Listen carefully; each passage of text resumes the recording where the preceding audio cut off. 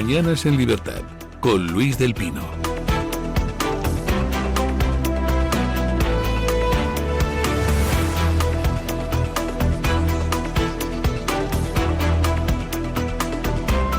(7:31), 6:31 en las Islas Canarias. Buenos días, don Nizam Garvin. Buenos días, don Luis. ¿Vamos con las noticias de las 7:30? Vamos. El gobierno calcula que 5.000 inmigrantes permanecen todavía en Ceuta tras la entrada masiva de finales de julio, mientras el presidente ceutí, Juan Jesús Vivas, contradice esas cifras. Nosotros no tenemos ningún cálculo, ni no tenemos medios y recursos para determinar cuántos hay. Lo que sí podemos es deducir, en base a ciertos indicadores, cuántos hay. Y yo le voy a decir a usted que en el trampolín se están dando 4.500 comidas al día, que las asociaciones de carácter social están dando del orden de 3.000 comidas al día, y que en los centros de acogida de menores, desde la avalancha hasta aquí, han aumentado el número de acogidos en 500. Si sumamos 4.500, 3.500, pues a nosotros nos salen 8.000. Y si a eso le unimos el que pueda haber otras personas que no acudan a estos recursos asistenciales a los que me acabo de referir, como calculemos que sean 1.000, pues aquí estamos hablando por lo menos de 9.000 personas. De los inmigrantes que permanecen en la ciudad, el gobierno calcula que hasta 5.000 podrían necesitar acogida, entre ellos unos 2.500 menores y otros 2.500 posibles solicitantes de asilo. La preocupación aumenta ante las convocatorias en redes para un nuevo asalto este sábado 15 de agosto, por lo que Marlaska ha anunciado un refuerzo de 45 policías que eleva a 270 a los agentes en Ceuta. Marruecos, además, también ha reforzado su frontera con efectivos policiales y militares ante otra posible entrada masiva. El gobierno dice ahora que hay como 2.500 menores y 2.500 que podrían solicitar asilo, o sea, 5.000. Cuando Marlaska decía que había 2.000, que habían entrado 72.000 y habían salido 70. Bueno, pues ahora los 2.000 se han transformado en 5.000 para el gobierno. Dice Vivas, el presidente ceutí, que ni de palo. Que mínimo, contabilizado por las comidas que se están repartiendo, por el aumento de gente en el centro de menores y tal, que mínimo estás en 8.000 más un número indeterminado que deambulan por la calle y no van a recoger esa comida ni están en el centro de menores, y que dice Vivas que podrían ser pues otros 1.000 mínimo. Pero bueno, quedémonos con 8.000, los que sí se sabe por las comidas repartidas y por la gente que está dentro del centro de menores. 8.000 mínimo frente a los 5.000 que dice el gobierno, que hace nada decía que eran 2.000 los que quedaban. ¿Cuántos quedan en realidad? ¿Cuánta gente va a estar mañana cuando se va a producir una segunda invasión? ¿Cuánta gente va a estar mañana dentro de Ceuta en plan quinta columna? ¿Existe riesgo de que esas personas que se han quedado en Ceuta se hayan quedado precisamente para ayudar a ese segundo intento de invasión? ¿Existe el riesgo de que se produzcan mañana disturbios dentro de Ceuta coincidiendo con una nueva avalancha en frontera? Me parece que la situación es enormemente grave. Habría que haber tomado medidas pues hace muchos días. Poner a todo el mundo en la frontera, movilizar contra Marruecos toda la potencia diplomática posible. En lugar de ello, el gobierno se ha dedicado a quitar hierro al asunto, a tratar de que la Unión Europea no adoptara medidas contra Marruecos, a pedir a la Unión Europea que no criticara a Marruecos. Y ahora, ¿qué hacemos? Decía ayer en su comparecencia Vivas que no se debe conceder ni una sola solicitud de asilo. Estoy completamente de acuerdo. Esto es una invasión. Esto no ha sido que llega aquí alguien que está siendo perseguido o huye de una guerra. Esto es una invasión. Y habría que aplicar criterios militares. Sobre todo porque mañana hay una segunda invasión a la que se está animando con lenguaje bélico desde las redes sociales marroquíes. Parece ser que con la autorización del gobierno marroquí, que no ha hecho nada para evitar que ese lenguaje bélico se generalice. Bueno, ¿qué va a pasar con los que están dentro de Ceuta? Con los invasores que todavía quedan y que podrían ser, pues eso, 8.000, 9.000, o vaya usted a saber. Pues saben ustedes que el gobierno estaba intentando presionar para repartir a 2.500 menores por la península. Vox ha dicho que ni de palo. Y parece ser que el PP ha decidido que no va a tensar los gobiernos con Vox por este tema de los menas. Escuchen. El PP quiere preservar la estabilidad de sus gobiernos autonómicos con Vox y evitar un enfrentamiento por el reparto de menas llegados a Ceuta. Génova pretende que sus presidentes tengan margen para gestionar la situación y no quiere presionar de más a sus socios que consideran este asunto una línea roja. Mientras, las comunidades donde el PP gobierna en solitario sí participan en los trabajos preparatorios de la Conferencia Sectorial de Infancia convocada por la ministra Sira Rego. En la reunión se abordó la situación de los menores acogidos en Ceuta y se acordó conceder a la ciudad 25 millones de euros adicionales para reforzar su atención. La dirección nacional del PP es consciente de que las diferencias entre sus gobiernos y quiere evitar una nueva crisis con Vox, debido a que los de Abascal rechazan que sus comunidades reciban más menas y han endurecido su postura tras la crisis de Ceuta. Bueno, pues parece ser que el PP no quiere una nueva ruptura con Vox. Vox ha dicho que ni de palo acepta reparto de menores, y de hecho ayer había una reunión telemática preparatoria de la cumbre sectorial sobre el tema, reunión telemática con la ministra Sira Rego. Hubo 3 comunidades autónomas que dieron el plantón a la ministra, que son la de Aragón, la de Extremadura y la de Castilla y León. Nadie de esas comunidades autónomas participó en la reunión con la ministra para hablar de cómo preparar esa cumbre donde intentan repartir menores por la península. Sí participó la Junta de Andalucía. El PP de Andalucía sí mandó representantes a esa reunión virtual, y sí participaron también los gobiernos donde el PP gobierna con mayoría absoluta, pero no se llegó a ningún acuerdo en esa reunión.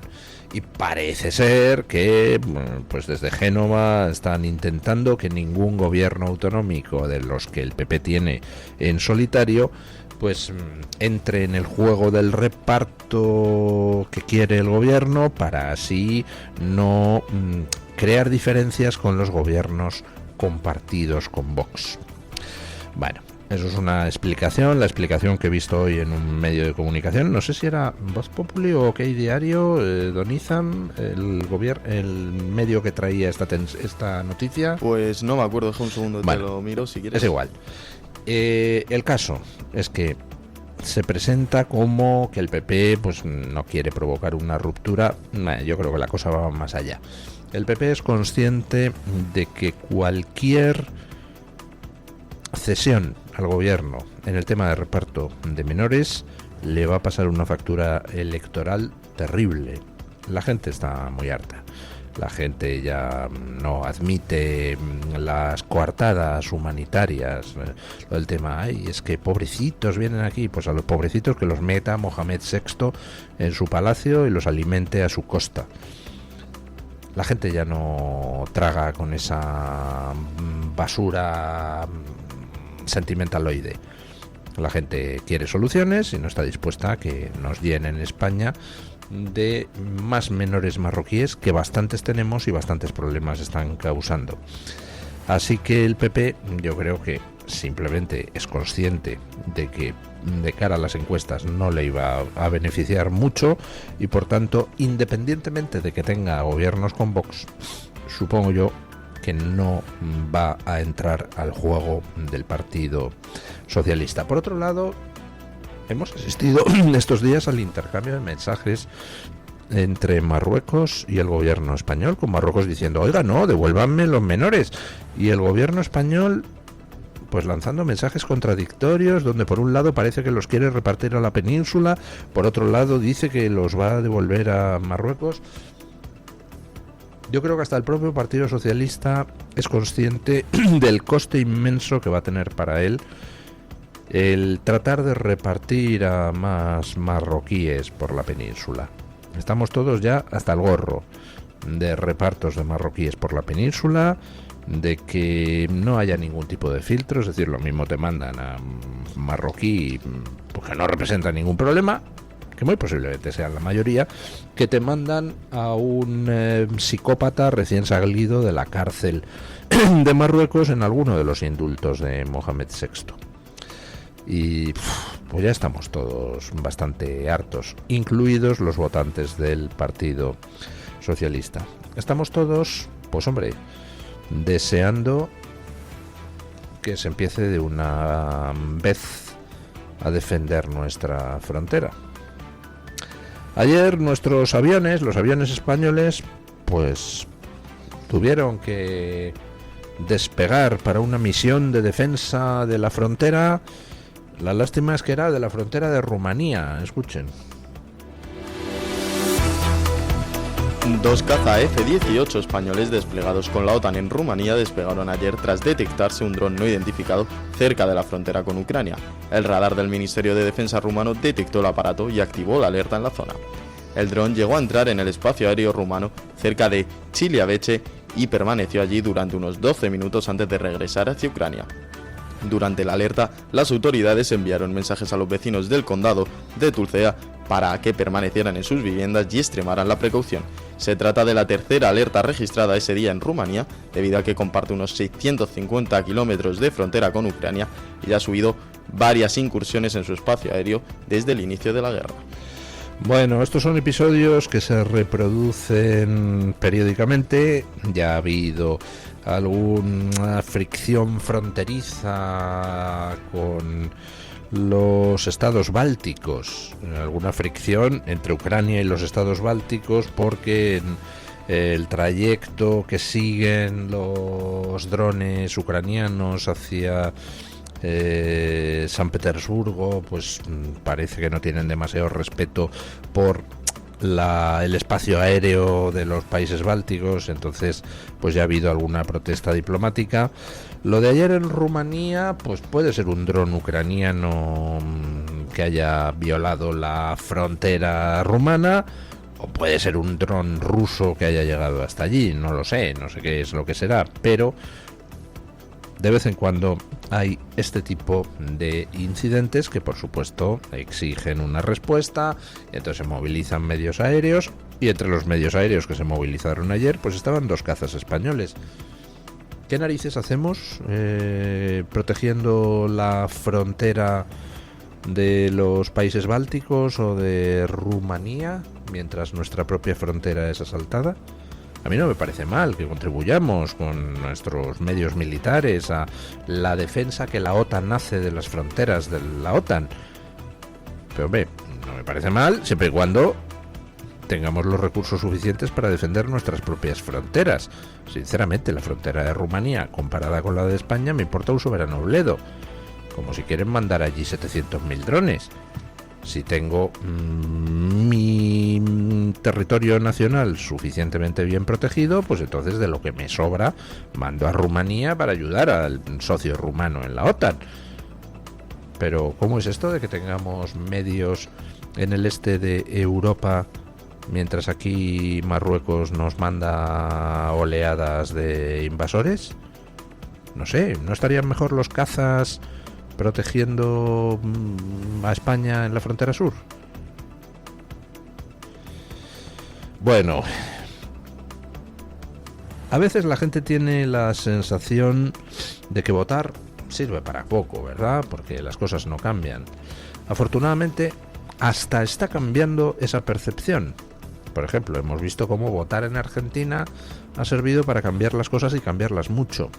Hemos visto cómo en Estados Unidos votar ha servido para empezar a cambiar las cosas a lo bestia.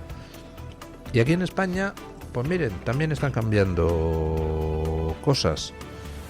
Por ejemplo, pues en Valencia desaparece el menú halal en los colegios valencianos. Escuchen. Los comedores escolares públicos de la Comunidad Valenciana dejarán de ofrecer menús halal a partir de este curso tras los cambios introducidos por el PP y Vox en la normativa. La regulación establece que los menús especiales solo estarán obligados cuando existan razones médicas acreditadas como alergias o intolerancias. La norma no menciona expresamente la alimentación halal, pero prohíbe ofrecer carne procedente de animales sacrificados sin aturdimiento previo, lo que impide en la práctica servir carne halal o kosher. Además, los centros deberán fomentar alimentos de proximidad y productos españoles. Las familias que quieran mantener esta dieta para sus hijos tendrán que llevar la comida desde casa y los colegios deberán disponer de los medios adecuados para conservarla y calentarla. Pues me parece estupenda la medida. No tengo nada contra que los niños coman comida halal, pero sí que tengo contra que eso lo tenga que pagar yo. Que se tenga que pagar con el presupuesto de educación. Si alguien necesita menús especiales por razones médicas, pues obviamente habrá que darle a los niños menús especiales por razones médicas. Para todo lo demás, Mastercard.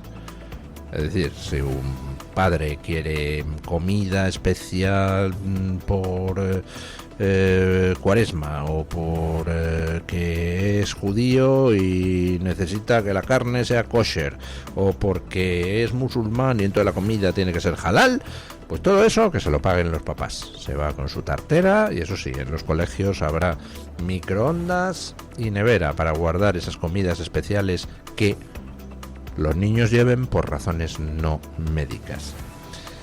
El tema de la comida halal, pues en condiciones normales, es decir, si en España nos sobrara el dinero y si no estuviéramos sometidos a un conflicto civilizatorio como el que estamos sometidos, pues oiga, si nos sobra dinero para dar en los colegios comida kosher, comida halal, comida de Cuaresma, pues bien, se da.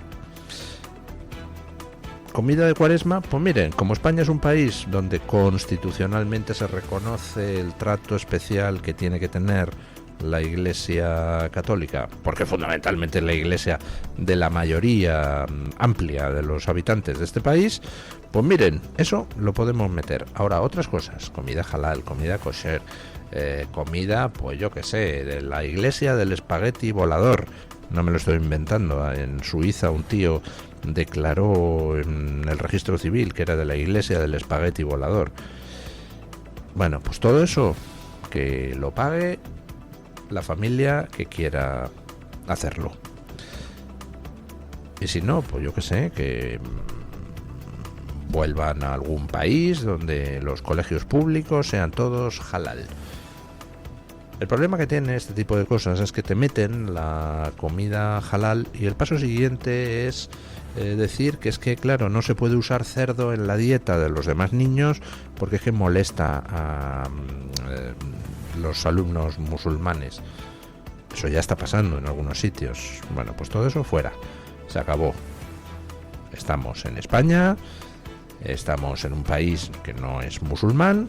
De hecho, si es algo, pues es culturalmente católico, y el que le guste bien y el que no, oiga, pues en fin, no sé, hay otros países del mundo donde seguro que dan una comida halal excelente en los colegios. ¿Quiere usted comida halal para el niño? Pues le da una tartera y se la prepara usted en casa, que seguro que la prepara extraordinariamente bien. Bueno, y mientras tanto, pues ayer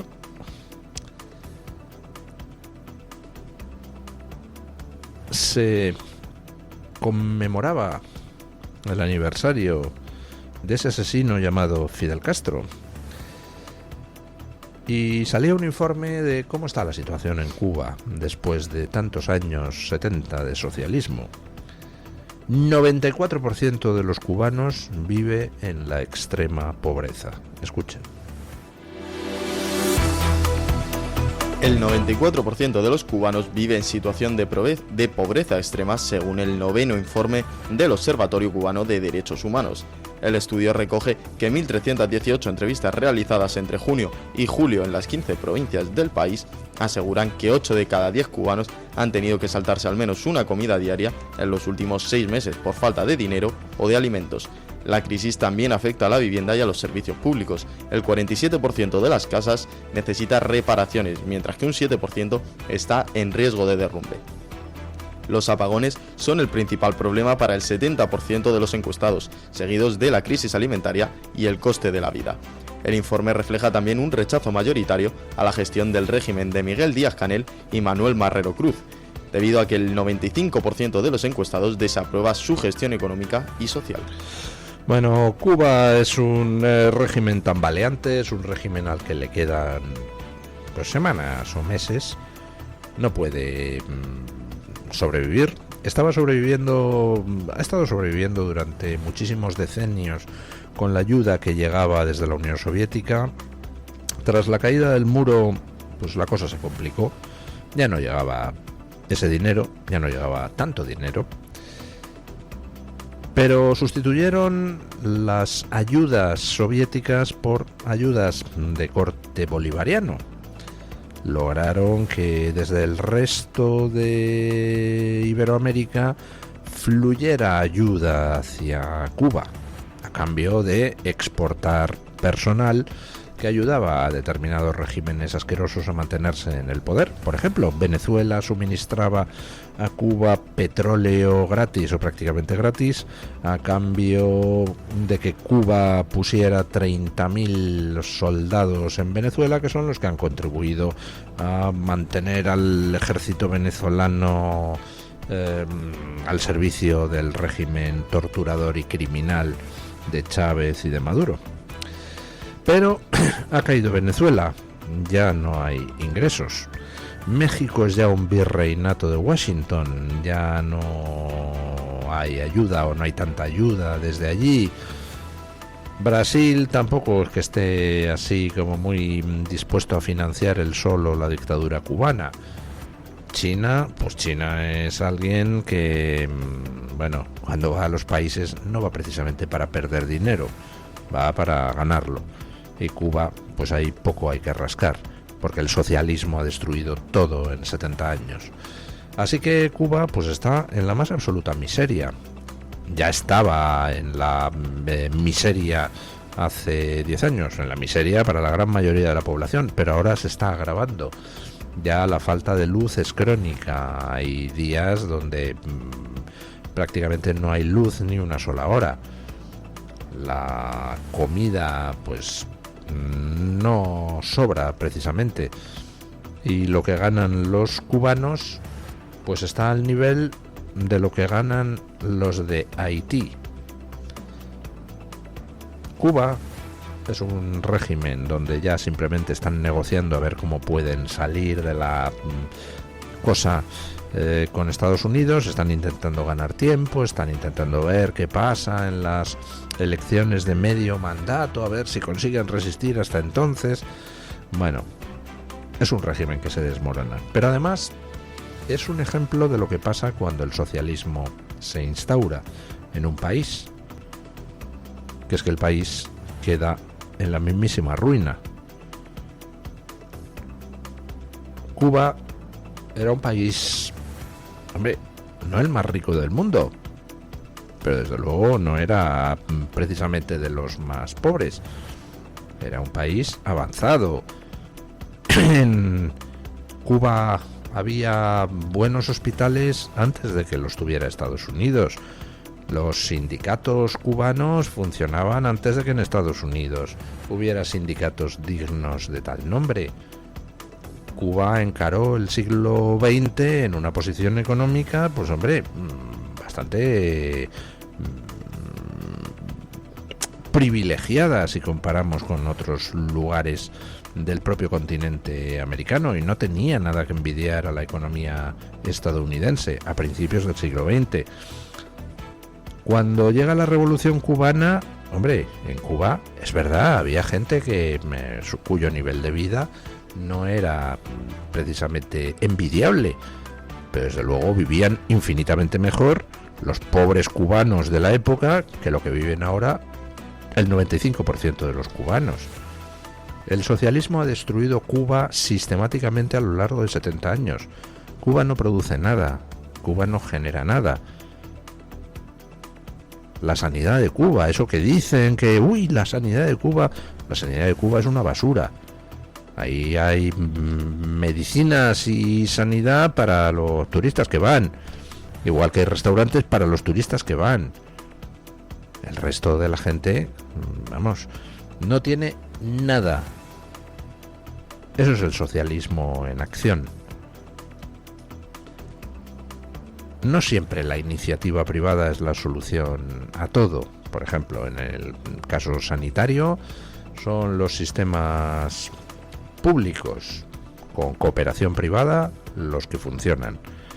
Porque el cuerpo humano, pues en fin, no se puede peritar, no se pueden establecer topes de cuánto hay que gastarse para curar a alguien. Entonces, ahí la iniciativa privada, para que funcione, es carísima. Ejemplo, Suiza, donde se gastan 2 veces más que nosotros en sanidad en términos de PIB. Pero quitando ciertos casos concretos, como es el de la sanidad, pues lo que funciona es la iniciativa privada. Simplemente porque no hay manera de que una planificación centralizada tenga en cuenta los miles de millones de señales del mercado para hacer que el mercado funcione eficientemente. Es la gente trabajando para su propio beneficio la que al final logra que el mercado funcione y que se beneficien los demás. Cuba es exactamente lo contrario. Lo que pasa cuando tú tratas de controlar la economía, pues que la acabas destruyendo. Vamos con don Alejandro Baños para que nos cuente qué trae hoy Voz Media en portada. Buenos días, don Alejandro. Saludos, muy buenos días. Hoy en Voz les informamos del revés judicial que se ha llevado Donald Trump. La justicia ha desestimado una demanda que interpuso el presidente de los Estados Unidos contra Harvard en marzo por permitir el antisemitismo en el campus de una de las universidades de mayor prestigio del mundo. Concretamente, el juez federal Richard Stearns de Boston ha afirmado que Harvard no violó la ley federal sobre derechos civiles por motivos de raza o nacionalidad cuando autorizó las masivas manifestaciones pro-palestinas, unas protestas que se convocaron en otras universidades y que en muchas ocasiones acabaron con actos de violencia perpetrados por los manifestantes. Cambiamos de asunto. Polémica noticia en Texas. El aeropuerto internacional de Dallas-Fort Worth, uno de los más transitados de los Estados Unidos y del mundo, ha informado que instalará estaciones de lavado de pies típicas en los países islámicos en todos los baños del recinto. Esta noticia ha desatado una oleada de críticas, principalmente provenientes del ala conservadora de los Estados Unidos, que ha afirmado que se trata de una medida que corrobora la islamización del estado de Texas. Donald Trump ha hablado acerca de la posibilidad de cumplir con un tercer mandato al frente de la Casa Blanca. El presidente de los Estados Unidos ha afirmado que los límites legales le impiden poder presentarse de nuevo en 2028. Recordemos que la Constitución de los Estados Unidos establece que un candidato no puede resultar elegido presidente en más de 2 ocasiones. La secretaria de prensa de la Casa Blanca y portavoz de la administración Trump, Karoline Leavitt, ha anunciado que dejará su cargo dentro de poco para centrarse en su familia y pasar más tiempo con su marido y sus 2 hijos. Sin embargo, Leavitt no dejará del todo el mundo de la política, ya que comenzará a ejercer como asesora de Donald Trump, probablemente en materia de comunicación. La última noticia de política americana nos lleva hasta Nueva York, porque la deriva progresista a la que se está sometida la ciudad más poblada de los Estados Unidos, con la alcaldía del extremista Zoran Mamdani, sigue haciendo mella. En esta ocasión, un informe realizado por un grupo independiente ha revelado que el precio medio de los alquileres se ha disparado un 10% hasta alcanzar su máximo histórico. En estos momentos, el precio medio del alquiler en Nueva York es de $6.655 al mes, unos 5.800 euros aproximadamente. Terminamos con un apunte deportivo, porque la WNBA sigue estando en el centro del huracán. La versión femenina de la NBA se encuentra entre la espada y la pared después de que su junta directiva no haya terminado de prohibir de manera absoluta la participación de hombres biológicos en la liga. Ya saben que para conocer más acerca de estas noticias y otras informaciones pueden visitar nuestra página web voz.us. Muchísimas gracias, don Alejandro. Hacemos una breve pausa publicitaria y a las noticias de las 8.